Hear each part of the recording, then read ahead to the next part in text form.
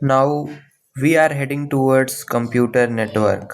Computer network के topic है पहला, evolution of networking and data communication. इसके टॉप 25 MCQ करेंगे जो कि EMRS KVS NVS DSSB में पूछे गए होंगे। ठीक है, तो पहला क्वेश्चन आ जाओ भाई बिना टाइम वेस्ट करते हुए। ARPANET was developed by which organisation? तो भाई ये advance research project agency network के द्वारा किया गया था। एक्सप्लेनेशन देख लो भाई इसका, was developed by ARPA USA and is considered the first operational packet switching network. ये पैकेट स्विचिंग था, आपको अगर मालूम हो तो पैकेट स्विचिंग एक होता है सर्किट स्विचिंग। ठीक है, तो दो चीज़ें होती हैं, एक पैकेट स्विचिंग एक सर्किट स्विचिंग। ठीक है, तो इसमें ये ऑप्शन था। ठीक है, ARPANET was precursor to the modern क्या? तो precursor to the modern internet मतलब क्या था कि ये जैसे इंटरनेट जो अब चल रहा है ना, तो उसका बैकग्राउंड क्या है, मतलब कैसे स्टार्ट हुआ। तो अगर ARPANET ना होता तो इंटरनेट ना होता। ठीक है, बाकी ये जो है ये तो आपके नेटवर्क हैं, मतलब कौन कौन से प्रकार हो सकते हैं, उसके टाइप्स हो सकते हैं। ठीक है, evolved into what we call now internet, मतलब ARPANET अब इवोल्ड हो गया, बढ़ता गया, फंक्शनैलिटी और बढ़ती गई तो वो बड़ा होता गया। ठीक है, अब ये बन गया इंटरनेट। देन आ जाओ भाई थर्ड क्वेश्चन में। थर्ड क्वेश्चन है भाई आपका, NSF net was developed to connect.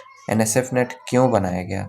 तो भाई इसलिए बनाया गया क्योंकि इसको रिसर्च यूनिवर्सिटीज़ में चाहिए था। ठीक है, NSF नेट को। ठीक है, तो NSF net connected super computing centre and universities in USA में सुपर कंप्यूटिंग सेंटर बने और कनेक्ट किया गया। प्राइवेट कंपनीज़ के लिए नहीं बनाया गया था, ना कि होम यूज के लिए बनाया गया था। ये बताओ, पहले तो कॉमर्शियल यूज के लिए बनाया जाएगा ना, तो होम यूज़ तो हो ही नहीं सकता। हाँ, मिलिट्री हो सकता है, प्राइवेट हो सकता है, ये हो सकता है, बट वास्तव में देखा जाए तो आपका यही सही है, रिसर्च यूनिवर्सिटीज़ के लिए बनाया गया था। ठीक है, then internet is best described as. तो इंटरनेट कैसे डिस्क्राइब कर सकते हैं? तो नेटवर्क ऑफ नेटवर्क सबको मालूम है ना यार, local network, single network, private network को इंटरनेट थोड़ी ना बोल सकते हो। इंटरनेट यानी ये एक नेटवर्क है, ये एक नेटवर्क है, ये एक नेटवर्क है, मतलब जिसमें जो कंप्यूटर होंगे तो वो डिफरेंट डिफरेंट कंप्यूटर अटैच होंगे आपस में, फिर ये आपस में अटैच होंगे। ठीक है, और होगा मतलब डिफरेंट डिफरेंट, तो ये सब क्या है? ये एक इंटरनेट है। Connects millions of interconnected network globally. तो भाई जैसे लैंड एरिया नेटवर्क है, तो ये एक नेटवर्क है छोटा सा, लोकल एरिया नेटवर्क। ठीक है, अब ये इस तरह के नेटवर्क हो, वाइड एरिया नेटवर्क हो या फिर मैन हो, इन नेटवर्क्स को जब बहुत सारे नेटवर्क कनेक्ट करते हैं आपस में, तो ये सब क्या कहलाते हैं? ये इंटरनेट कहला जाते हैं। देन आ जाओ भाई, विच नेटवर्क केम फर्स्ट? सबसे पहले कौन आया भाई? WW आया क्या? इंटरनेट आया क्या? इन्हीं दोनों में से है कोई।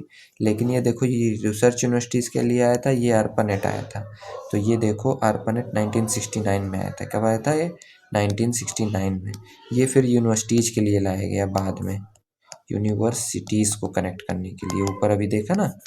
देन आ जाओ भाई नेक्स्ट क्वेश्चन में, internet work mainly on which protocol suit?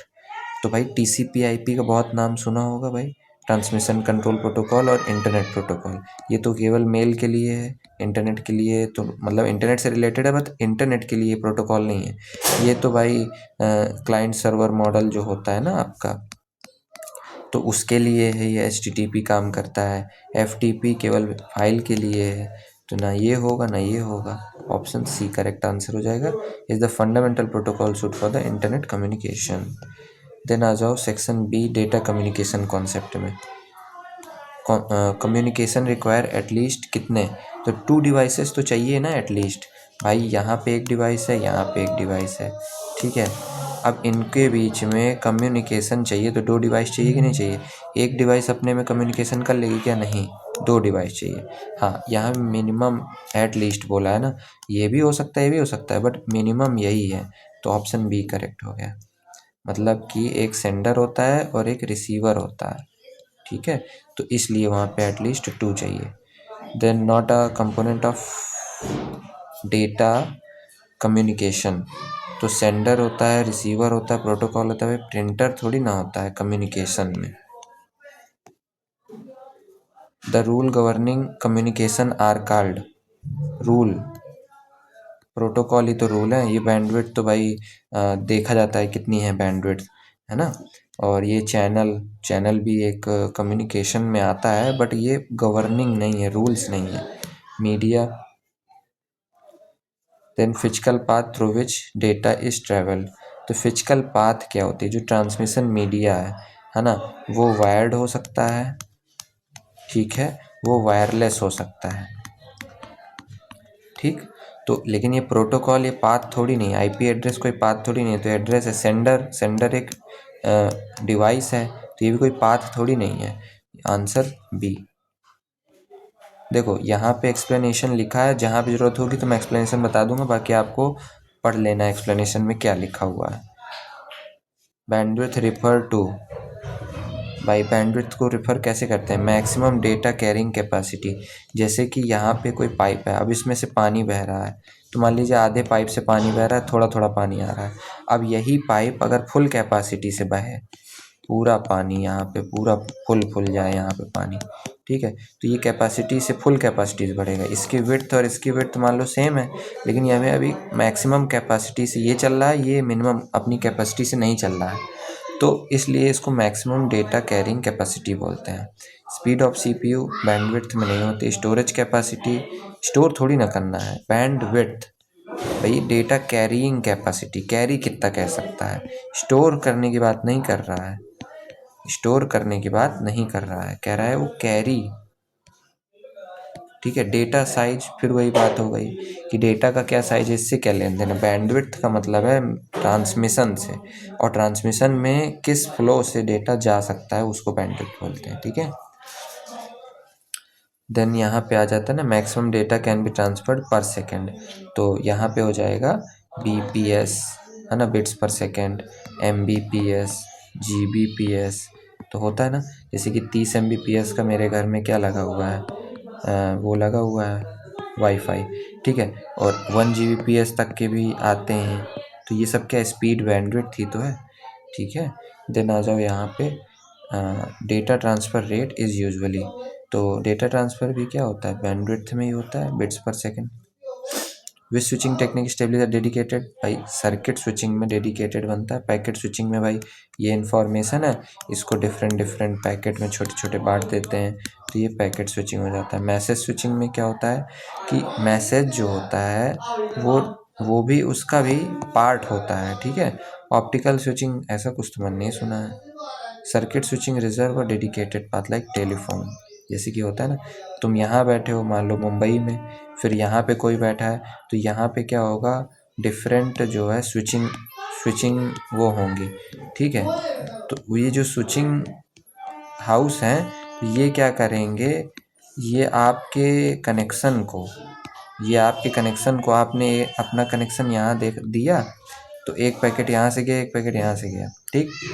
अब यहाँ से जो जाएगा मान लो इस स्विचिंग ऑफिस के पास चलेगा, ये स्विचिंग ऑफिस के पास चलेगा, फिर आपके पास यहाँ से यहाँ आ गया, ठीक है। तो ये स्विचिंग ऑफिस होते हैं जिसमें मल्टीपल स्विचेज होती हैं, तो कौन सा किस स्विच में जाएगा, जैसे कि ये जो है मुंबई से यहाँ पे मान लीजिए आपका कानपुर है, तो ये जो स्विचिंग लाइन है ये कानपुर के लिए डेडिकेटेड है। ये मुंबई यहाँ से निकला, तो यहाँ से ये जो जोन सभी, ये पता नहीं कौन सा एरिया होगा मुंबई से, मान लो बीच में जो भी पड़ता है, मान लो यहाँ पे गुजरात है, तो गुजरात से होके गुजार दिया, ठीक है, तो ये गुजरात का स्विचिंग ऑफिस है, तो यहाँ से डेडिकेटेड लाइन यहाँ तक आई, फिर गुजरात के बाद यहाँ पे कानपुर की है, तो कानपुर आगे बढ़ा दिया, तो डेडिकेटेड लाइन बनी होती है, ठीक है। यहाँ पे हो गया। इंटरनेट किस पर यूज का होता है, पैकेट स्विचिंग पर। अब इंटरनेट में जितना भी चीज़ें हैं, तो अगर आपको मान लो ऐसा मान लो फिगर, इसका अगर बनाना हो आपको, थोड़ा बैकग्राउंड नॉइज़ में वो कर लेना, कंप्रोमाइज़ कर लेना। यहाँ पे जैसे मान लो तुम यहाँ पे ऐसे नोड है, ठीक है, एक नोड यहाँ पे भी है, तो अब पैकेट जब यहाँ से चलेंगे ना, एक पैकेट यहाँ चल जाएगा, एक पैकेट यहाँ चल जाएगा, एक पैकेट यहाँ चला जाएगा, ठीक है। फिर ये पैकेट ऐसे ट्रेवल करेगा, ऐसे यहाँ पहुँचेगा, ये ऐसे यहाँ ट्रेवल करेगा, ये मान लो फिर यहाँ आ जाए, फिर यहाँ से ट्रेवल करके यहाँ पहुँचे, तीनों पैकेट यहाँ पहुँचेंगे, ठीक है। तो वो किसी भी पाथ से जा रहे हैं, कहीं से भी जा रहे हैं, फ्री हैं, तो ये पैकेट स्विचिंग में ही होता है ऐसा, ठीक है। मैनुअल स्विचिंग नाम की कोई चीज़ नहीं होती, मैसेज स्विचिंग होता है, बट यहाँ पे इंटरनेट मैसेज स्विचिंग पर काम नहीं करता, ना कि सर्किट स्विचिंग पर काम करता है। ये बोल रहा है ना, data is broken into packets and transmitted independently. In packet switching data is divided into, तो पैकेट स्विचिंग में देखो क्या होता है, डेटा कहाँ में डिवाइड होता है, तो भाई पैकेट्स में ही तो डिवाइड होता है, फ्रेम्स में नहीं होता है, ना कि सर्किट्स में, ना कि चैनल्स में। Each packet has address and sequence information, ठीक है। देन आ जाओ, IP address is use to, IP address क्यों, increase speed, identify cable, identify hardware, नहीं आइडेंटिटी नेटवर्क डिवाइस लॉजिकली।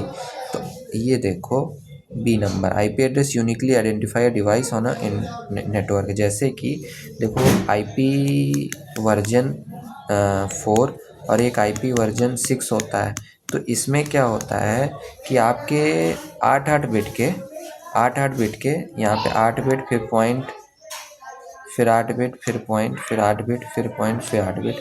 तो ये यहाँ पे क्या होता है 111101, ठीक है, 1111 मतलब 8 बिट होंगे यहाँ पे, 010 मतलब कॉम्बिनेशन रहेगा। तो ये total 8 bit 8 bit 8 bit 8 bit, तो 32 बिट का ये पूरा हो जाएगा।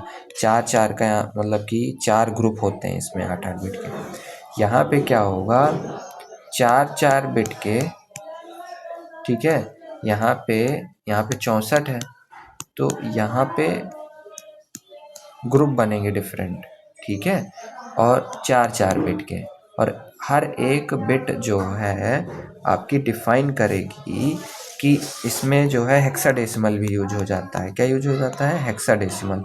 तो यहाँ पे वो अलग हो जाता है, यहाँ पे आईपी एड्रेसिंग अलग हो जाती है, लेकिन हम यहाँ पे यूज करते हैं लॉजिकली किसी चीज़ को फाइंड करने में। मतलब ये आपने पढ़ा भी होगा, देखो मैं यहाँ पे बहुत डीप में चला जाता हूँ, केवल मुझे क्या करना है कि क्वेश्चन पर ध्यान देना है और आपको अपनी थ्योरी से देख लेना है अगर आपको क्वेश्चन नहीं समझ में आए। IPv4 address consist of 32 bit, बता ही दिया अभी। एग्जाम्पल ऑफ IPv4 अभी बताया मैंने कि 4 ग्रुप होते हैं, देखो 1 2 3 4, ये नहीं है, ये नहीं है, ये नहीं है, यहाँ पे 3 ही ग्रुप बनेंगे, यहाँ पे भी 3 ग्रुप है, यहाँ पे भी 3 ग्रुप है, तो ये नहीं होगा, आंसर आपका बी हो जाएगा, ठीक है। IP uses dotted decimal notation, ठीक है। और अब आ जाओ 19th नंबर में, तो 19th नंबर में आ जाओ, इसको इरेज कर देते हैं, नहीं बार बार आएगा, बार बार बार बार हेडर में पता चला गया ना। अभी तुम इसमें पढ़ोगे भी वर्ड में कि हेडर का क्या मतलब होता है, हेडर में एक बार चीज़ें दे दिए तो बार बार आती रहती हैं। अब then communication media can be classified into, तो communication media can be classified into किस में क्लासिफाइड कर सकते हैं, वायर्ड और वायरलेस। तो कम्युनिकेशन जैसे कि अगर आप मोबाइल कम्युनिकेशन करते हैं तो ये वायरलेस हो गया, और जैसे हमारे घर में वाईफाई आता है या फिर हम टेलीफोन का यूज करते हैं, तो ये सब क्या है, ये सब क्या है, वाईफाई लिख दिया क्या, वाईफाई, तो वायर्ड वायर्ड या वायरलेस हो गया, ठीक है। ये तो कम्युनिकेशन मीडिया नहीं है, डिजिटल एनालॉग सिग्नल होते हैं, ये क्या होते हैं, सिग्नल होते हैं। सेंडर रिसीवर कम्युनिकेशन मीडिया के एंड पे होते हैं, ये क्लासीफाई नहीं कर सकते, कम्युनिकेशन मीडिया नहीं कह सकते इनको, हार्डवेयर सॉफ्टवेयर तो हो ही नहीं सकता है, ठीक है।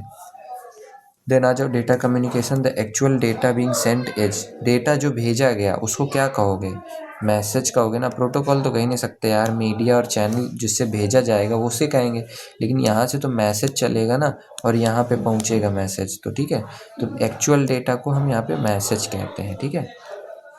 इंफॉर्मेशन ट्रांसमिटेड, ट्रांसमिटेड मतलब यहाँ से सेंड करना, ट्रांसमिट करना। Then sender is in communication is also called, तो सेंडर को क्या कहते हैं भाई, सोर्स ही तो कहते हैं। जैसे यहाँ पे हमने कहा कि ये सोर्स है और ये हमने कहा यहाँ पे आपका डेस्टिनेशन है, ठीक है। तो ये आपके सोर्स और डेस्टिनेशन, यहाँ पे बीच में क्या होता है, HTTP होता है, FTP होता है, ठीक है। तो सोर्स और डेस्टिनेशन प्रोटोकॉल यहाँ पे हो गए, ठीक। और फिर यहाँ पे क्या है कि सेंडर को डेस्टिनेशन बोलते हैं, सेंडर को मीडियम बोलते हैं, प्रोटोकॉल बोलते हैं, नहीं भाई। यहाँ पे क्या, which of the following is an example of packet switching, packet switching भाई कहाँ होती है, इंटरनेट में ही तो होगी, इसमें तो भाई सर्किट स्विचिंग होती है, ठीक है, तो ये नहीं होगा। देन ये होगा रेडियो ब्रॉडकास्ट में क्या होता है, इसमें भी भाई साहब सर्किट स्विचिंग यूज होती है, लेकिन इसमें बैंडविड्थ डिवीज़न मल्टीप्लेक्सिंग होता है, BDM। क्या पढ़ा था, TDM and BDM, bandwidth division multiplexing, है ना। तो यहाँ पे जैसे कि होता है ना 97.1 हर्ट्ज पे, ऐसे कि यहाँ पे आपका इतने बजे से 11 बजे से 12 बजे तक आपका रेडियो में क्या आएगा, आपका एक सॉन्ग आएगा। तो उस 1 घंटे के बीच में इस फ्रिक्वेंसी पर ही वो गाना बजता था, ठीक है। तो यहाँ पे इस फ्रिक्वेंसी में केवल एक ही स्टेशन रेडियो का जो होगा वही चलेगा, ठीक है। देन आ जाओ 23 में, circuit switching is commonly used in. तो सर्किट स्विचिंग क्या होता है भाई, टेलीफोन सिस्टम में ही तो यूज होता है, बाकी web browsing, file transfer, email में तो भाई पैकेट स्विचिंग यूज होता है, ठीक है।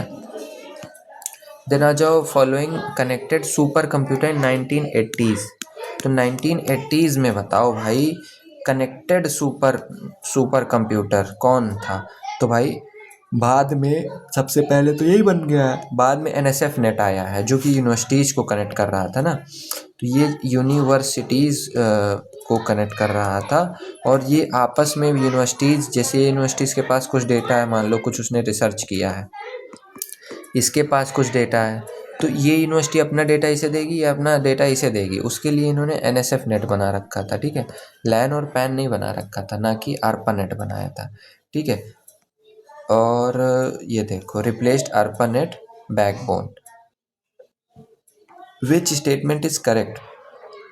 ARPANET is circuit switching, internet is packet switching, यही तो करेक्ट है भाई, ये बहुत ही ईजी है।